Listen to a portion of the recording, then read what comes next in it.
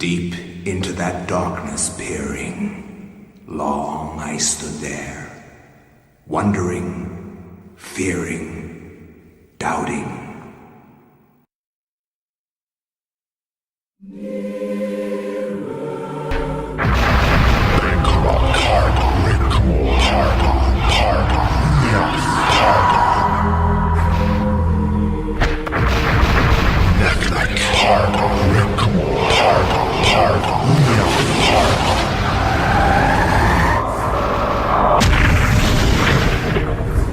Men, women, and children. None was spared the Master's wrath. Your death will be no different.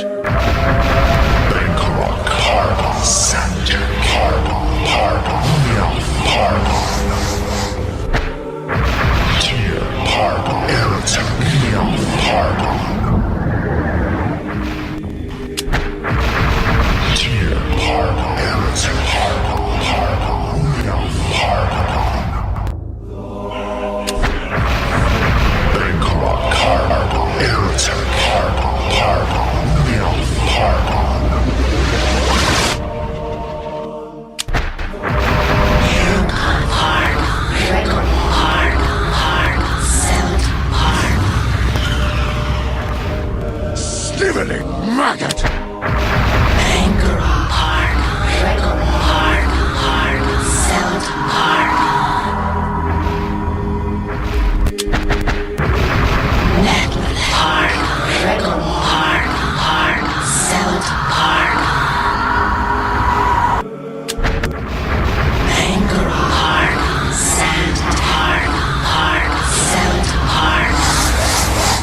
Despair.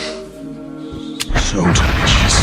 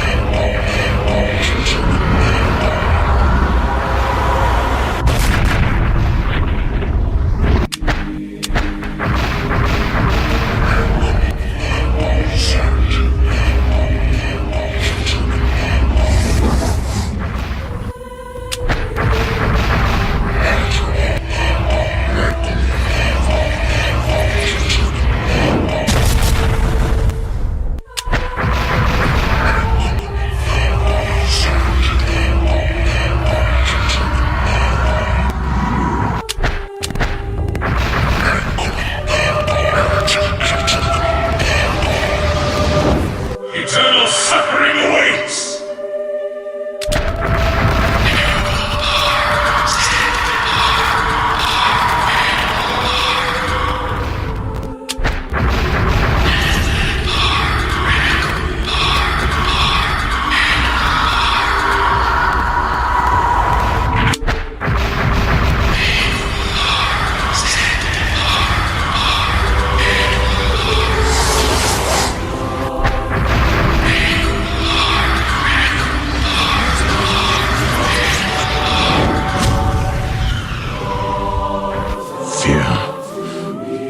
So exhilarating.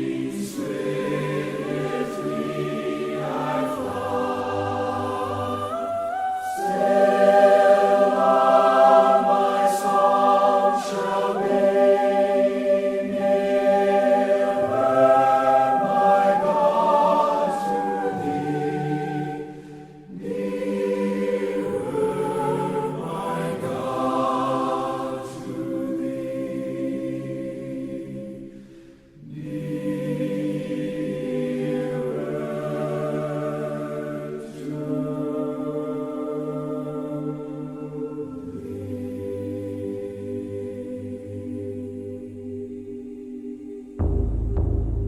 The Inquisition is here for a reason, brother.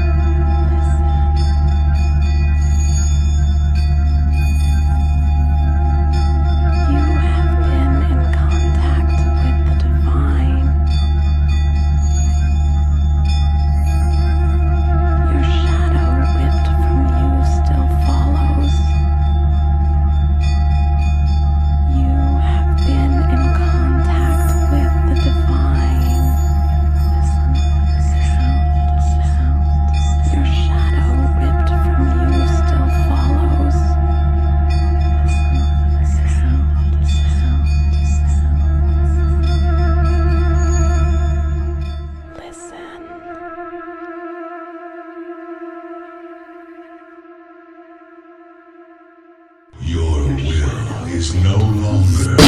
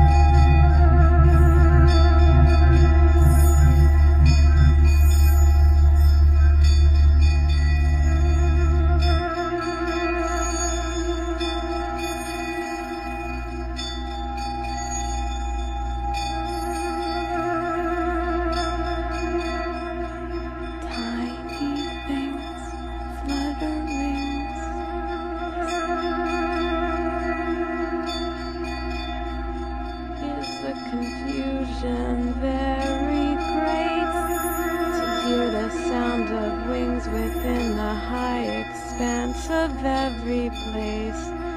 You never see a presence in the room that you inhabit, to fill each act with meaning and be as the hands that never knew an arm, to stare yourself inside the mirror, to stay yourself, affix yourself, until your swollen silence leaks through blood, and the shape of everything reveals itself, and the depth of everything reveals itself, and the heart of everything reveals itself. A fluttering, a pause, a fluttering, listen, a pause. Listen for the sound. Listen for the sound. Take these humble burdens, child. They fit like second skin. Sow yourself within them. You have nothing left to fear.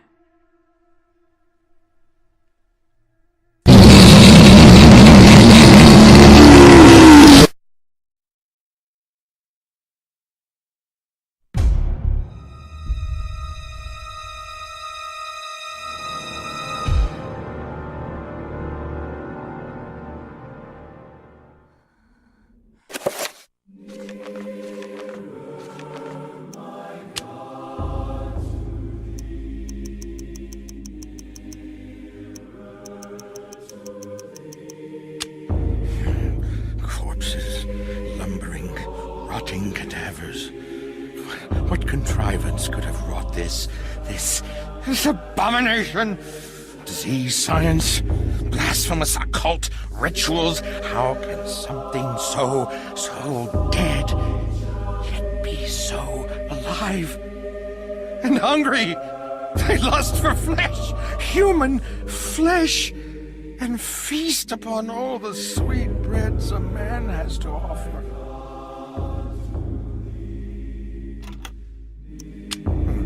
These wretched creatures, these flayed corpses, wandering, decrepit, soulless vessels, content only to gnaw on human meat, to spill human blood, even headless. Their hate for the living grew in propensity, flailing maniacally in their bloodlust, killing anything close.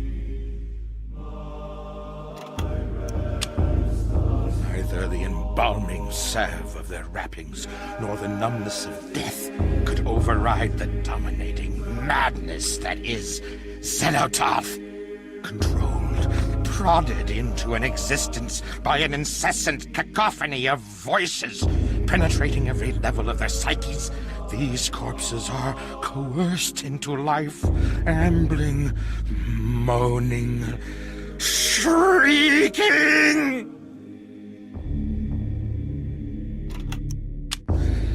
Rotted from within, worried apart by the ravening fish and parasitic fetor of their sunken graves, these drowned zombies emerged, spilling their festering entrails and slopping fluids with each pain-ridden step, each step hoping to bring an end to their pain by spreading it to others.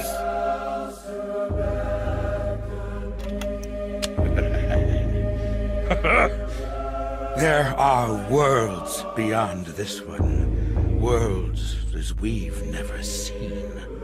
Nor can we. Our eyes do not open far enough. Try it. Try holding your eyes open You can try holding them open as much as you want, but you'll never see, never ever see the world beyond the veil. The veil of reality. It's there to protect us from them. The ancients. The darkness. That which we cannot understand. Nor should we. Welcome the oblivion of ignorance. For to have knowledge is to be damned.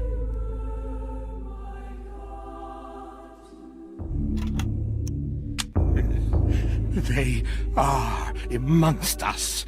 I knew they would come after me. For I knew their devices, their depraved methods. Creatures wearing human skins as we wear clothes to cover their hideousness from our eyes, so they might consort insidiously with our species, infiltrating, manipulating, playing us against each other. Damn our eyes! We are blind to them, but I knew. Oh yes, I knew they were there, plotting behind that door. One has to be careful. One must separate their heads from their bodies.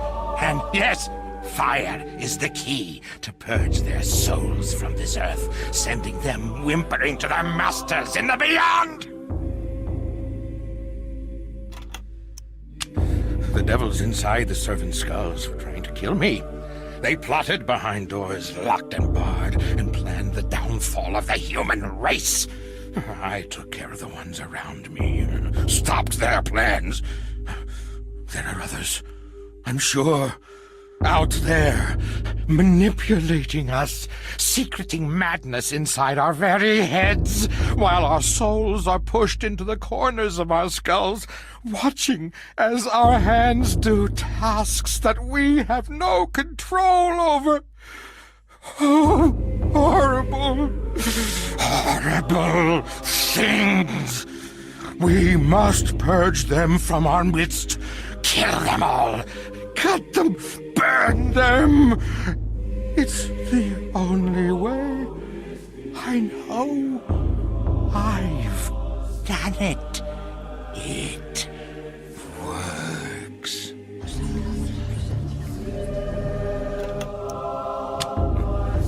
They're so close, their stench fills the air. You can smell them, I tell you, somewhere between the spice of vanilla and the bitter sweetness of pustulant rot. Those creatures inhabit the bodies of men and women, exercising the human soul and replacing it with their own putrid spirits. But they couldn't fool me. No, not at all. I could smell them, you see. They were all around me. Dear God, all around. I knew what I had to do. They had to go. By blade and bullet, I had to get rid of them. Don't you understand? Dear God, I had to do it. Had to. You believe me, don't you? Don't you?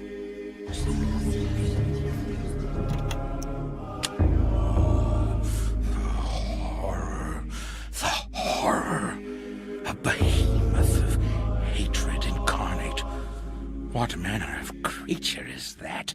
A ton of flesh and sinew, wielding muscles thick as ropes strung onto claws that could crush stone and sever metal as though it were threshed wheat. Crushing, cutting. The walls shook with each step it took. Oh, the horror! An abomination. Its physiology remarkably abstract. No real organs or anything. It shouldn't work. But it did. And the mouths, those gnashing scythes of teeth. I tell you, it existed only to eat, to consume, to gnaw, to bite, to devour.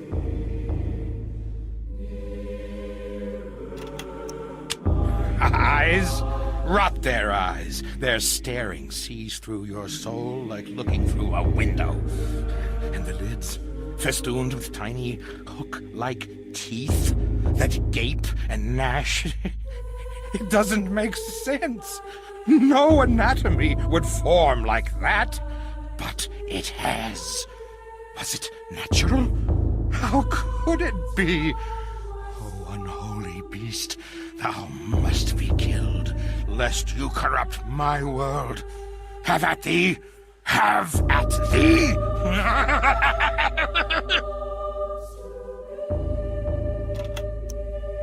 They have no eyes, but they can see, I tell you. No eyes! No eyes at all, but you can feel it looking at you. It stares through you like looking through empty air, and you can feel it raking your innards with their touch. The shiver of their senses combing your bowels through empty space. Oh, horribleness!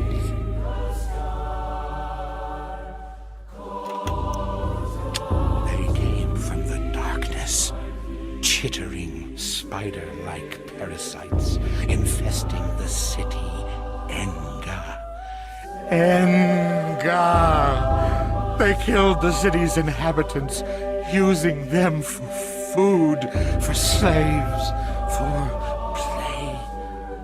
In the city's last dark, doomed days, blood filled the waterways, drained upon the streets, a proud, mighty race, now nothing but bloody goblets of meat in the gutters. So it has been for eons. The Guardians, those eternal parasites, still swarm in that necropolis, feeding on those that live in ignorance many miles above us. Damn you, listen to me! They feed on us! The darkness comes. It will consume us all. We must fight them, or all is lost.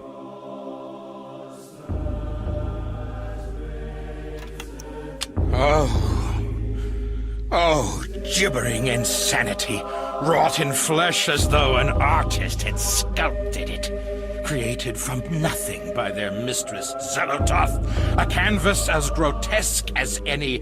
Their bodies made no sense, no heads, no organs, an empty husk devoid of the trappings of nature, but it walked, it sang, it shrieked.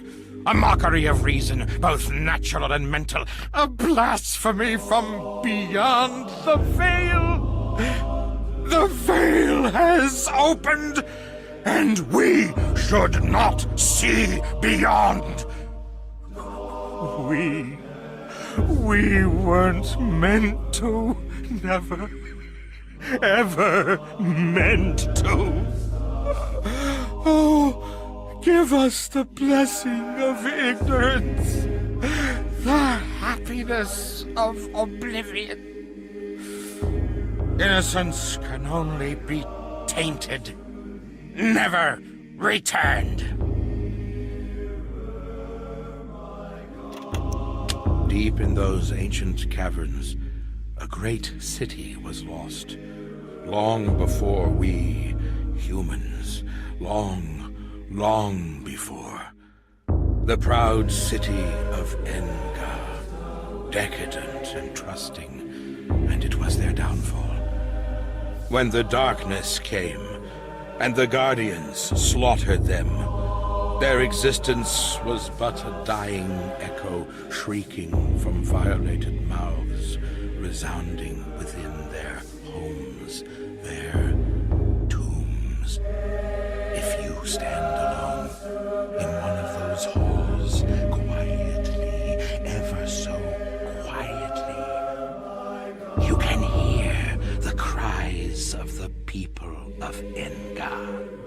rent apart by the unseen claws of the Guardians, their echoes still